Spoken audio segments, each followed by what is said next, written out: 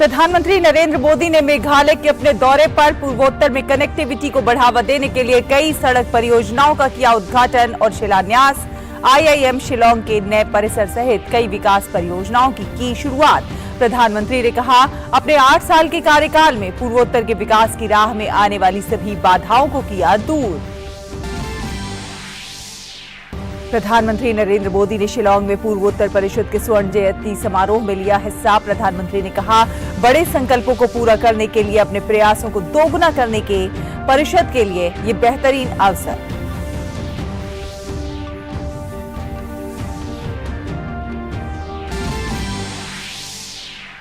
रक्षा मंत्री राजनाथ सिंह की मौजूदगी में P-15B स्टील गाइडेड मिसाइल विध्वंसक युद्धपोत मोरमुगांव भारतीय नौसेना में हुआ शामिल।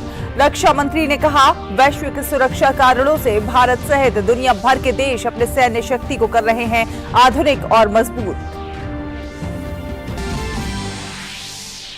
भारत ने बांग्लादेश को चट्टग्राम में खेले गए अपने पहले टेस्ट मैच में 188 रनों से हराकर 2 मैचों की टेस्ट सीरीज में 1-0 की ली बढ़त। कुलदीप यादव को मैच में 8 विकेट और 40 रन बनाने के लिए चुना गया मैन ऑफ द मैच।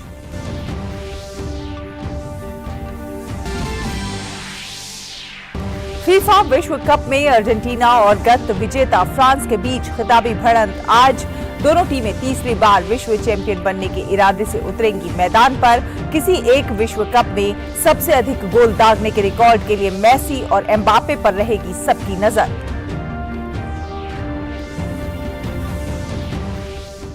नमस्कार, डीडी न्यूज देख रहे हैं आप और आपके साथ मैं हूं शहला निगार। आपको बता दें कि प्रधानमंत्री नरेंद्र मोदी ने मेघालय को 2450 करोड़ रुपए से अधिक की सौगातें दी हैं। इसमें कई परियोजनाओं का उद्घाटन, लोकार्पण और शिलान्यास शामिल है। इस अवसर पर प्रधानमंत्री का जोरदार स्वागत हुआ।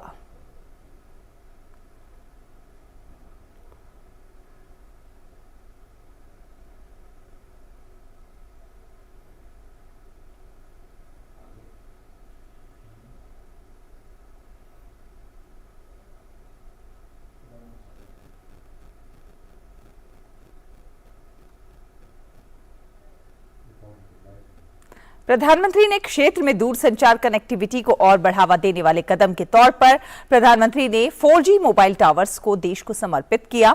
इस परियोजना के तहत 320 से ज्यादा टावर बन चुके हैं, जबकि लगभग 890 निर्माणाधीन हैं। प्रधानमंत्री नरेंद्र मोदी ने उमसावली में आईआईएम शिलांग के नए परिसर का उद्घाटन किया। इसके अलावा प्रधानमंत्री मोदी ने शिलांग दियांगस्पो सड़क का शुभारंभ किया। ये परियोजना नई शिलांग सैटेलाइट टाउनशिप को बेहतर कनेक्टिविटी प्रदान करने के साथ साथ शिलांग को यातायात की भीड़ से मुक्त करेगी। साथ ही साथ पीएम मोदी ने मेघालय, मणिपुर और अरुणाचल प्रदेश, इन 3 राज्यों में 4 अन्य सड़क परियोजनाओं का भी उद्घाटन किया। प्रधानमंत्री ने मेघालय में मशरूम विकास केंद्र में स्पॉन प्रयोगशाला का उद्घाटन किया। स्पॉन प्रयोगशाला मशरूम स्पॉन के उत्पादन को बढ़ावा देगा और किसानों और उद्यमियों को कौशल प्रशिक्षण भी प्रदान करेगा। इसके अलावा मेघालय में एकीकृत मधुमक्खी पालन विकास केंद्र का भी शुभारंभ किया गया। साथ ही साथ मिजोरम, मणिपुर, त्रिपुरा और असम में 21 हिंदी पुस्तकालयों का उद्घाटन किया। नॉर्थ ईस्ट के कोने कोने तक बेहतर मोबाइल कनेक्टिविटी पहुंचे, उसके लिए 6000 मोबाइल टावर लगाए जा रहे हैं। इस पर 5000 करोड़ रुपए से अधिक खर्च किया जा रहा है। आज मेघालय में अनेक 4G मोबाइल टावर्स का लोकार्पण इन प्रयासों को गति देगा। प्रधानमंत्री नरेंद्र मोदी ने कहा कि आईआईएम शिलांग से पूर्वोत्तर के युवाओं को बड़ा लाभ मिलने वाला है। मेघालय में आईआईएम का लोकार्पण और टेक्नोलॉजी पार्क का शिलान्यास भी पढ़ाई और कमाई के अवसरों का विस्तार करेगा। आज नॉर्थ ईस्ट के आदिवासी क्षेत्रों में 150 से अधिक एकलव्य मॉडल स्कूल बनाए जा रहे हैं। इसमें से 39 मेघालय में है।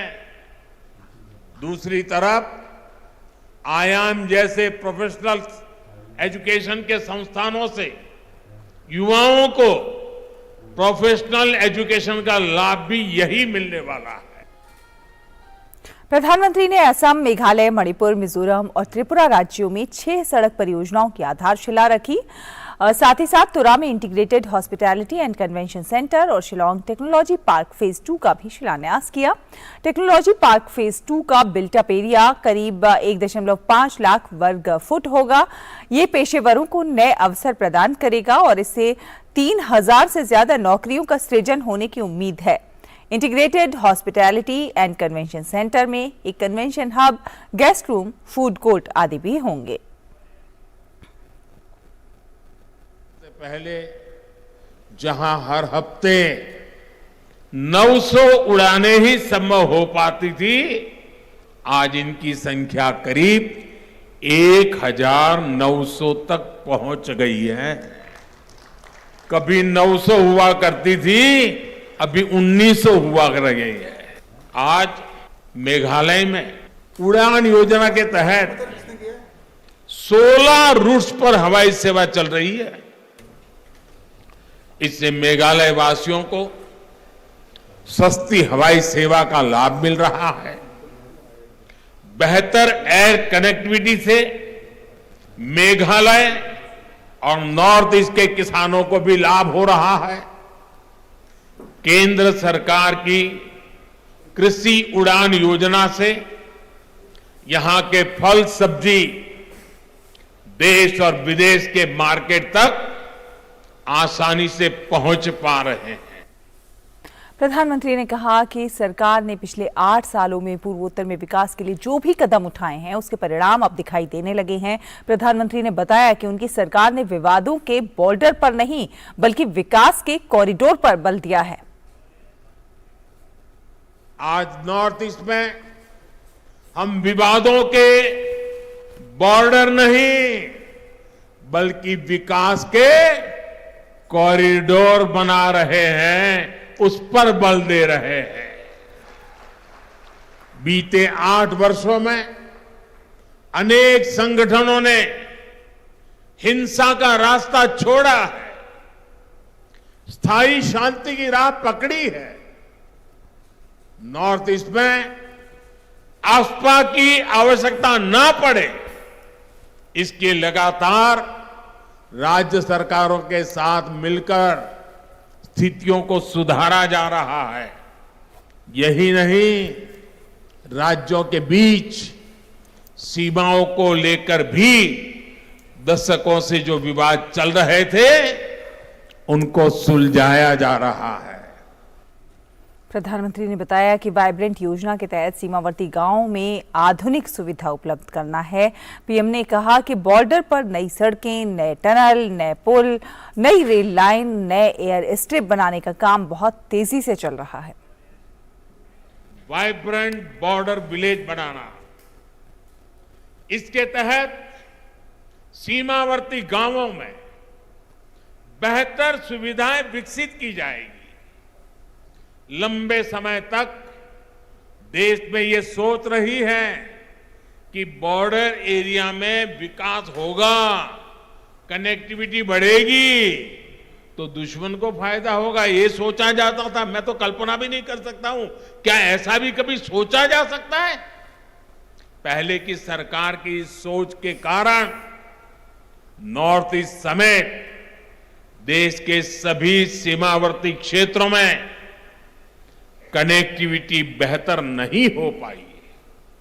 लेकिन आज डंके की चोट पर बॉर्डर पर नई सड़कें, नई टनल, नए पुल, नई रेल लाइन, नए एयर स्ट्रिप, जो भी आवश्यक है, एक के बाद एक उसके निर्माण का काम तेज गति से चल रहा है।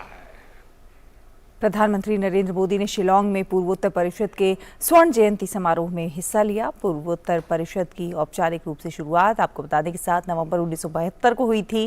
प्रधानमंत्री ने कहा कि पूर्वोत्तर परिषद की स्वर्ण जयंती का अवसर बड़े संकल्पों की सिद्धि के लिए परिषद के लिए अपने प्रयासों को दोगुना करने का बेहतरीन अवसर है। प्रधानमंत्री ने कहा कि वो अक्सर क्षेत्र के 8 राज्यों को अष्टलक्ष्मी के रूप में संदर्भित करते हैं। प्रधानमंत्री मोदी ने कहा कि सरकार को पूर्वोत्तर के विकास के लिए 8 आधार स्तंभों शांति, बिजली, पर्यटन, 5G कनेक्टिविटी, संस्कृति, प्राकृतिक खेती, खेल, क्षमता पर काम करना चाहिए। प्रधानमंत्री नरेंद्र मोदी ने कहा कि पूर्वोत्तर दक्षिण पूर्व एशिया के लिए देश का प्रवेश द्वार है और पूरे क्षेत्र के विकास का केंद्र बन सकता है और इस क्षेत्र की इसी क्षमता को साकार करने के लिए भारतीय म्यांमार थाईलैंड त्रिपक्षीय राजमार्ग और अगरतला अखौरा रेल परियोजना जैसी परियोजनाओं पर काम चल रहा है। प्रधानमंत्री ने कहा कि सरकार का लुक ईस्ट नीति को एक्ट ईस्ट में बदलने से आगे अब वो बढ़ गई है और अब इसकी नीति act fast for north east और act first for north east है। प्रधानमंत्री नरेंद्र मोदी आज त्रिपुरा के दौरे पर भी रहेंगे, जहां पीएम हजारों करोड़ की विकास परियोजनाओं की सौगात जनता को देंगे। प्रधानमंत्री नरेंद्र मोदी त्रिपुरा में 4,350 करोड़ रुपए की लागत की विभिन्न परियोजनाओं, महत्वपूर्ण परियोजनाओं का उद्घाटन करेंगे। पीएम मोदी प्रधानमंत्री शहरी आवास योजना और प्रधानमंत्री ग्रामीण आवास योजना से लाभान्वित लोगों के लिए गृह प्रवेश की शुरुआत भी करेंगे। ये सभी आवास 3,400 करोड़ रुपए की लागत से बनाए गए हैं और इससे 2 लाख से अधिक परिवार लाभान्वित होंगे। प्रधानमंत्री मोदी इसके अतिरिक्त कई परियोजनाएं राष्ट्र को समर्पित करेंगे तथा कई अन्य परियोजनाओं का शिलान्यास करेंगे, जिसमें अगरतला बाईपास के चौड़ीकरण की परियोजना का उद्घाटन भी शामिल है। प्रधानमंत्री आनंद नगर में राज्य होटल प्रबंधन संस्थान और अगरतला गवर्नमेंट डेंटल कॉलेज का भी उद्घाटन करेंगे। रक्षा मंत्री राजनाथ सिंह की उपस्थिति में मुंबई में एक कार्यक्रम में P-15B स्टील्थ गाइडेड प्रक्षेपास्त्र विध्वंसक मोरमुगांव को भारतीय नौसेना में शामिल किया गया। हिंद महासागर क्षेत्र में चीन की बढ़ती हुई मौजूदगी के बीच भारत ने अपनी समुद्री क्षमता को और बढ़ावा देने के लिए स्वदेश निर्मित मिसाइल विध्वंसक INS मोरमुगांव को भारतीय नौसेना में शामिल किया है। कार्यक्रम के दौरान 4 विशाखापट्टनम श्रेणी के विध्वंसकों में से दूसरे विध्वंसक को नौसेना में औपचारिक रूप से शामिल किया गया है। कार्यक्रम को संबोधित करते हुए रक्षा मंत्री राजनाथ सिंह ने कहा कि INS मोरमुगांव देश में निर्मित सबसे शक्तिशाली युद्धपोत में से एक है। ये भारत की समुद्री क्षमता में और बढ़ोतरी करेगा। INS मोरमुगांव की कमीशनिंग भारत की वारशिप के डिजाइन और डेवलपमेंट में उत्कृष्टता का एक बहुत बड़ा प्रमाण है। विशाखापट्टनम क्लास का यह मिसाइल डिस्ट्रॉयर भारत में निर्मित होने वाले सबसे शक्तिशाली वारशिप्स में से एक है और यह वारशिप अपनी क्षमताओं से इंडियन मैरीटाइम कैपेबिलिटीज में उल्लेखनीय बढ़ोतरी करेगा, ऐसा मेरा विश्वास है। इस युद्धपोत को भारतीय नौसेना के स्वदेशी संगठन ने तैयार किया है और इसका निर्माण Mazagon dock ship builders limited ने मुंबई में किया है। भारतीय रक्षा मंत्री ने कहा कि ये युद्धपोत सभी आधुनिक सुविधाओं से लैस है। यह INS Mormugao warship modern technology से युक्त है। Medium range surface to surface air missile, BrahMos surface to surface missiles, air anti submarine indigenous torpedo tube launchers, state of the art sensor package और वेपन्स के साथ यह वारशिप दुनिया की most technologically advanced missile carrier में से एक होगी। इनमें जो सिस्टम लगाए हैं वे वर्तमान के साथ साथ भविष्य की जरूरतों पर भी पूरी तरह से खरे उतरने वाले हैं। रक्षा मंत्री ने यह भी कहा कि भारतीय नौसेना को मजबूत करने के लिए हर स्तर पर कदम उठाए जा रहे हैं। इसके साथ साथ दूसरे देशों की आवश्यकताओं की पूर्ति करने का भी लक्ष्य रखा गया है। आज जब भी MDSL द्वारा निर्मित INS मोरमुगांव की सफलतापूर्वक कमीशनिंग हो रही है तो इसमें कोई संदेह नहीं रह जाता कि आने वाले समय में हम न केवल अपनी जरूरतों के लिए बल्कि दुनिया भर की जरूरतों के लिए भी शिप बिल्डिंग करेंगे, ऐसा मेरा विश्वास है। यानी हम न केवल मेक इन इंडिया बल्कि मेक फॉर द वर्ल्ड के लक्ष्य को हासिल करके रहेंगे। इससे पहले नौसेना प्रमुख एडमिरल आर हरिकुमार ने कार्यक्रम को संबोधित किया। उन्होंने कहा कि आईएनएस मोमुगाव को शामिल करना नौसेना के सुरक्षा क्षेत्रों में एक मील का पत्थर साबित होगा। Yet another milestone in the history of indigenous warship building as we commissioned the destroyer Mormugao, particularly when our sister ship Visakhapatnam was inducted into the Indian Navy in just over a year ago. This achievement is indicative of the large strides we have taken in warship design and building capability over the last decade. The Navy has a tradition of naming ships after cities, which creates an enduring umbilical link between the two. और अब अगली खबर का रुख करते हैं। बिहार में नगर निकाय चुनाव 2022 के लिए पहले चरण का मतदान जारी है। राज्य भर में कुल 6,965 मतदान केंद्रों पर सुबह 7 बजे से मतदान जारी है। राज्य के 37 जिलों के 156 नगर निकायों में आज नगर परिषद और नगर पंचायतों में मुख्य पार्षद, उप मुख्य पार्षद और वार्ड पार्षद पदों पर योग्य प्रतिनिधि के चयन के लिए मतदाता वोट डाल रहे हैं।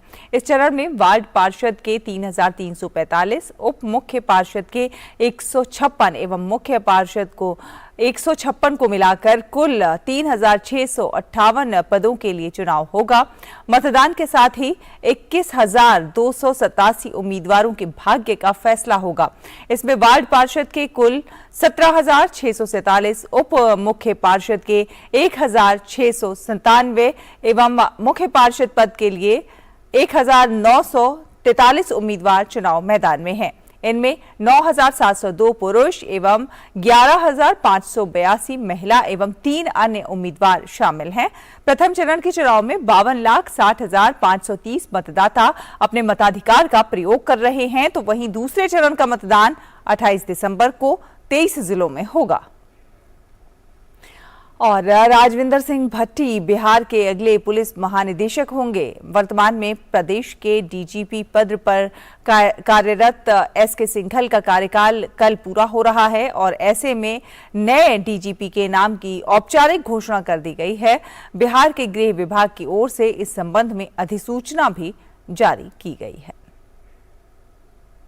वित्त मंत्री निर्मला सीतारमण ने चेन्नई में सीमा शुल्क कार्यालय में 92 करोड़ रुपए की लागत से बनने वाले 9 मंजिला नए कार्यालय परिसर की आधारशिला रखी। इस अवसर पर उन्होंने कहा कि व्यापार, निर्यात और आयात में सुधार लाने की भारत की प्रतिबद्धता को ध्यान में रखते हुए इस कार्यालय परिसर में सीमा शुल्क मंजूरी से जुड़े सभी आवश्यक कार्यालय एक ही स्थान पर होंगे। इस भवन की प्रकृति अनूठी होगी और भविष्य में देश के किसी भी भाग में अन्य कार्यालयों के निर्माण के लिए ये एक उदाहरण होगा। उन्होंने कार्यालय परिसर को साफ सुथरा रखने में प्रधानमंत्री की स्वच्छ भारत पहल से प्रेरणा लेने के लिए अधिकारियों की सराहना की। वित्त मंत्री ने पर्यावरण अनुकूल निर्माण के प्रतीक के रूप में एक पौधा भी लगाया।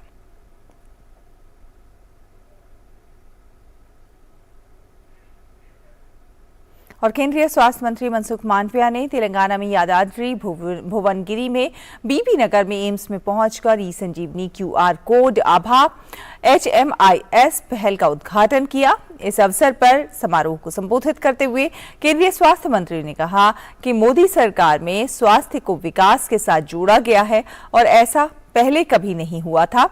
आज देश बदलाव की नई परिभाषा लिख रहा है। देश बदल रहा है, देश आगे बढ़ रहा है, नया भारत का निर्माण हो रहा है और नया भारत कैसा होगा उसकी कल्पना को लेकर मोदी गवर्नमेंट काम कर रही है। ये देश में हेल्थ को कभी सालों तक हेल्थ को कभी डेवलपमेंट के साथ नहीं जोड़ा गया था। इस मौके पर स्वास्थ्य मंत्री मनसुख मांडविया ने एम्स बीबी नगर के छात्रों के साथ कैंटीन में लंच किया।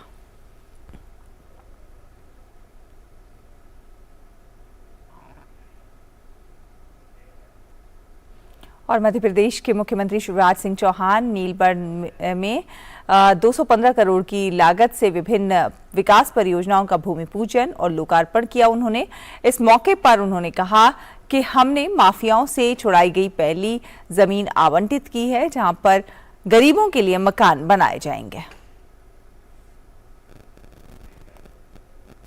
मुख्यमंत्री योगी आदित्यनाथ ने लखनऊ में राजकीय माध्यमिक विद्यालयों में नवनियुक्त 1395 सहायक अध्यापकों एवं प्रवक्ताओं को नियुक्ति पत्र वितरित किए। मुख्यमंत्री ने कहा कि तमाम बाधाओं को दूर करते हुए 60 लाख से अधिक युवाओं को स्वतः रोजगार से जोड़ने में सफल हुए हैं।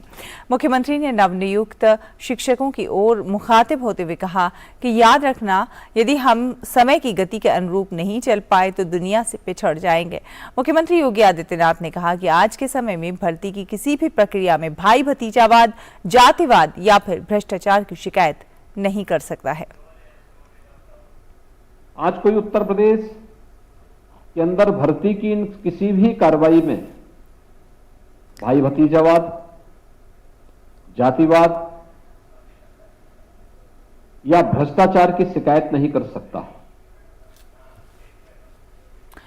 और उत्तर प्रदेश सरकार ने अमेरिका के ऑस्टिन विश्वविद्यालय से एक 42 अरब डॉलर के समझौते पर हस्ताक्षर किए हैं। इस समझौते के तहत राज्य में Austin smart city of knowledge के नाम की एक परियोजना पर काम किया जाएगा। इस समझौते पर उत्तर प्रदेश सरकार के वित्त मंत्री सुरेश खन्ना और ऑस्टिन विश्वविद्यालय के संस्थापक और अध्यक्ष अशरफ अल मुस्तफा ने सैन फ्रांसिस्को में हस्ताक्षर किए। उत्तर प्रदेश सरकार के पूर्व कैबिनेट मंत्री सिद्धार्थ नाथ सिंह और अतिरिक्त मुख्य सचिव infrastructure and industrial development Arvind Kumar और अन्य लोग भी वित्त मंत्री के साथ इस अवसर पर मौजूद रहे। We have signed an MOU to build very unique projects in India. It's about 500 acres land. We call it Austin Smart City of Knowledge, and is going to be in UP. The entire project will cost about $42 billion projects built on 5 phases on 5,000 acres land.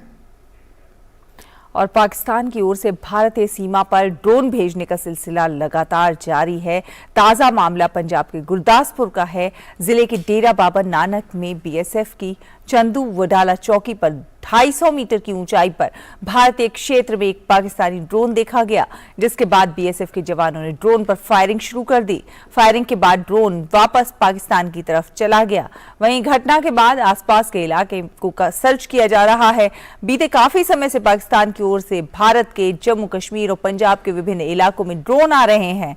इसके पहले पंजाब के फाजिलका जिले में Pakistani drone दिखाई दिया था, जिसे BSF के जवानों ने मार गिराया था। बाद में सर्च ऑपरेशन के दौरान हेरोइन की खेप बरामद की गई थी, जिसे जवानों ने जब्त कर लिया था। और वाराणसी में राष्ट्रीय राजमार्ग पर लौटबीर पुलिया के समीप महाराष्ट्र के श्रद्धालुओं से भरी हुई एक तेज रफ्तार की बस सड़क किनारे खड़ी ट्रक से टकरा गई। हादसे में बस चालक, परिचालक सहित 13 लोग गंभीर रूप से घायल हो गए हैं। शनिवार रविवार की दरमियानी रात हुए इस हादसे की सूचना मिलते ही पुलिस घटनास्थल पर पहुंची और घायलों को बीएचयू ट्रॉमा सेंटर में भर्ती कराया गया। घायलों में 8 महिलाएं भी हैं। पुलिस ने घटनाग्रस्त बस और ट्रक को अपने कब्जे में ले लिया है। महाराष्ट्र के अहमदनगर से 45 श्रद्धालु काशी में दर्शन पूजन के लिए आए थे। और अब अगली खबर का रुख करते हैं। उत्तर कोरिया ने पूर्वी सागर में 2 बैलिस्टिक मिसाइलों का प्रक्षेपण किया है। दक्षिण कोरिया और जापान ने जानकारी देते हुए बताया कि उत्तर कोरिया ने कोरियाई प्रायद्वीप के पूर्वी तट की तरफ रविवार को 2 बैलिस्टिक मिसाइलों का प्रक्षेपण किया। दक्षिण कोरिया के राष्ट्रपति कार्यालय ने प्योंगयांग पर तनाव बढ़ाने के आरोप लगाते हुए इस प्रक्षेपण की कड़ी निंदा की। दक्षिण कोरिया के ज्वाइंट चीफ ऑफ स्टाफ ने बताया कि 2 मध्यम दूरी की मिसाइलों ने करीब 500 किलोमीटर की दूरी तय की। भारतीय स्पिनर कुलदीप यादव और अक्षर पटेल की शानदार गेंदबाजी की बदौलत भारत ने चट्टोग्राम में खेले गए टेस्ट सीरीज के पहले मैच में बांग्लादेश को 188 रनों से हरा दिया। जहूर अहमद चौधरी स्टेडियम में खेले गए इस मुकाबले में बांग्लादेश की टीम 513 रनों के लक्ष्य का पीछा करते हुए 5वें दिन सुबह पहले घंटे के खेल में 324 रन बनाकर ऑल आउट हो गई और इसी के साथ भारत ने 2 मैचों की सीरीज में 1-0 से बढ़त हासिल की। इस दौरान भारत के लिए कुलदीप यादव ने खतरनाक गेंदबाजी की। कुलदीप ने 20 ओवरों में 73 रन देकर 3 विकेट झटके। कुलदीप ने पहली पारी में 5 विकेट और दूसरी पारी में 3 विकेट चटकाए। कुलदीप को उनके शानदार प्रदर्शन के लिए प्लेयर ऑफ द मैच चुना गया। भारत और बांग्लादेश के बीच दूसरा और अंतिम टेस्ट मैच 22 दिसंबर से मीरपुर में खेला जाएगा। और कतर में चल रहा फीफा विश्व कप का कारवां अब अपने अंतिम दौर में पहुंच चुका है। टूर्नामेंट का फाइनल मुकाबला फ्रांस और अर्जेंटीना के बीच आज खेला जाएगा। खिताबी मुकाबले में फ्रांस की कोशिश जीत हासिल कर खिताब की रक्षा करने की होगी, तो वहीं मेसी की टीम अर्जेंटीना तीसरी बार खिताब की तलाश में मैदान पर उतरेगी। तो खेलों के स्तर को बढ़ाने के लिए सोनीपत में हाई परफॉर्मेंस सेंटर का निर्माण किया जाएगा। खिलाड़ियों का मानना है कि खेल के क्षेत्र में टेक्नोलॉजी निश्चित तौर पर खिलाड़ियों को ओलंपिक में पदक दिलाने में मदद करेगी। तीरंदाजों से बात की है हमारी संवाददाता दीपिका महतो ने। हमारे साथ युवा महिला खिलाड़ी मौजूद हैं। आपको कैसा लग रहा है? पहली बात तो सोनीपत को हाई परफॉर्मेंस सेंटर जैसा आज गिफ्ट मिला है, कब से इस चीज़ का इंतजार था और किस तरीके से ये आपकी मदद करने वाला है? यहाँ सोनीपत में हाई परफॉर्मेंस सेंटर है, हाई स्पीड कैमरा है। इसके लिए हम काफ़ी टाइम से इंतजार कर रहे थे, क्योंकि काफ़ी मूवमेंट ऐसे होते हैं इनसाइड बॉडी कि जो हम ऐसे आंखों से चेक नहीं कर पाते, या एरो का जैसे डायनामिक्स है वो चेक नहीं कर पाते। हाई स्पीड कैमरा ये सब है, इससे हम हर छोटे छोटे मूवमेंट को पकड़ पाते हैं। और काफ़ी बार क्या होता था कि कोई मिस्टेक है तो उसको लेके आर्चर काफ़ी टाइम परेशान रहता था, लेकिन अभी कैमरे के थ्रू और इन सब के थ्रू हम अपना मैकेनिज्म एक बार में पकड़ पा रहे हैं और आर्चर को जल्दी ठीक करवा पा रहे हैं। खेल मंत्री अनुराग सिंह ठाकुर खुद आए, उन्होंने ना ही केवल हाई परफॉर्मेंस सेंटर का उद्घाटन किया, लेकिन महिला खिलाड़ियों से और पुरुष खिलाड़ियों से खुद आकर मिले भी, बातचीत भी करी। किस तरीके से ये आप लोगों का मनोबल बढ़ाता है? उन्होंने काफ़ी हमें मोटिवेट किया है। जैसे अभी हम जा रहे हैं खेलने, उन्होंने हमें बहुत मोटिवेट किया है कि अच्छी से वहाँ पे खेल के आना सारा। एंड जैसे और मैं बोलना चाहूँगी कि जो यहाँ पे सेंटर बन रहा है उसके बारे में, कि स्पोर्ट्स एक साइंस है एंड विदाउट साइंटिफिक इक्विपमेंट्स, जैसे यहाँ पे एज मैम ने कहा कैमरा आया है एंड बहुत other things, like for example lighting हो रही है एंड पीछे इंडोर का हमारी बिल्डिंग आ रही है। तो ये सारी कलेक्टिव एफर्ट्स हैं जो कि ऑब्वियसली इंडिया को एक ओलंपिक मेडल लाने में काफ़ी हेल्प करेगा। बिल्कुल, ये सारे कलेक्टिव एफर्ट्स इंडिया को ओलंपिक मेडल लाने में जरूर मदद करेंगे। और साथ ही साथ खेल मंत्री ने इन युवा खिलाड़ियों के लिए एक बहुत ही अच्छा गिफ्ट नहीं दिया, बल्कि उनसे बात करके उनका मनोबल भी बढ़ाया है। एशिया कप में जा रही हैं ये टीम और बिल्कुल तैयार हैं, और इस नई मोटिवेशन के साथ और भी ज्यादा गोल्ड मेडल लाने की उम्मीदों के साथ अब जाएंगी एशिया कप में। कैमरा पर्सन आनंद कुमार के साथ दीपिका महतो, डीडी न्यूज के लिए। और इसी के साथ इस बुलेटिन में फिलहाल इतना ही, लेकिन डीडी न्यूज पर खबरें लगातार जारी हैं। आप देखते रहिए डीडी न्यूज। नमस्कार।